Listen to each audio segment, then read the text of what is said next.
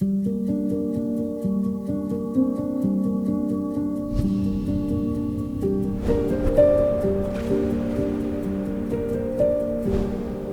quand le travail est bien fait.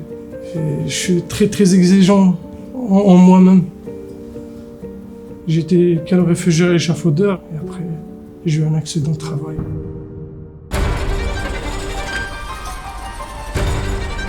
Pour ceux qui ont besoin de comprendre un peu plus facilement notre univers, c'est 350 personnes sur le site de Crawl. J'ai visité l'usine avec monsieur Drouin, mon chef. J'ai vu les machines, j'avais peur.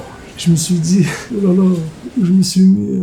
On a tous des idées faites dans nos esprits. Ce qui fait peur, c'est la chose qu'on ne connaît pas, qu'on ne maîtrise pas. Peut-être qu'une de ces idées faites, c'est de se dire une personne en situation de handicap est une personne qui ne peut pas occuper mon poste ou le poste de mes collègues de travail. Quand je suis sorti d'ici, j'ai croisé mes doigts et je me suis dit, j'espère que je vais m'en sortir.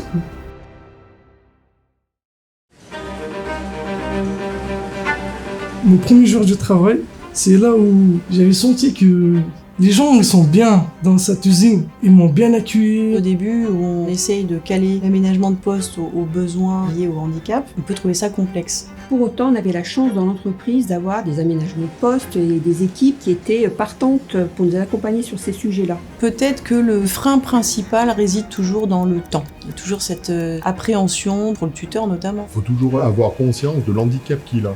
Est-ce que j'aurai le temps de m'occuper convenablement de la personne qui va nécessiter, et c'est vrai, plus d'accompagnement, plus de pédagogie. On a discuté dès le départ de ces gênes, de ces douleurs qui pouvaient survenir dues à des gestes répétitifs ou à des efforts importants pendant le poste. Bon, voilà, moi je l'ai pris en compte. J'ai bien demandé aux autres de mes collègues de faire attention à ce qu'on nous demande. Mon tuteur, il m'a bien encadré, il m'a mis avec des ouvriers qui m'ont bien formé. Ça m'a donné le goût, ça m'a aidé moralement. J'ai tellement souffert après mon accident, que ce soit physiquement ou dans ma tête, que j'avais peur de rester dans le chômage, j'avais peur de ça, j'avais trop peur.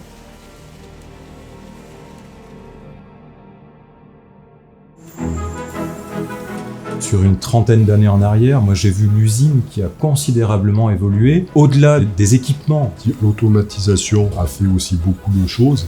Et c'est de là qu'on peut maintenant beaucoup plus facilement intégrer des personnes en situation de handicap. Pour moi, il n'y a pas de point bloquant. Au contraire, j'en veux pour preuve Mouloud, qui fait partie aujourd'hui de nos effectifs. Il est effectivement en production, il occupe plusieurs postes à l'heure actuelle. D'une façon générale, tous les aménagements de postes qui ont été faits pour une personne en situation de handicap va après servir à tous les autres salariés. Donc c'est donnant et tout le monde s'y retrouve. On lève cette peur et après c'est un cercle vertueux. On s'aperçoit que lors des formations, ça nous demande, nous, en tant que formateurs, tuteurs, de se poser beaucoup plus de questions. Tout le monde est gagnant. Aussi bien les opérateurs existants que la personne qu'on accueille et de surcroît l'entreprise. Ce programme FIAM, ça a été une porte ouverte sur notre site de production. On sait que ça fonctionne. Le programme a mûri, il est qualitatif. Et cette montée en compétence sur ces métiers-là, pour des personnes qui n'étaient pas destinées à travailler en industrie, prouve que, oui, en industrie et en industrie agroalimentaire, il est possible, pour une personne en situation de handicap, d'obtenir un poste, de monter en compétence, de progresser, de retrouver confiance, d'être accompagné, de se qualifier. Et maintenant, j'aime beaucoup, je regrette pas.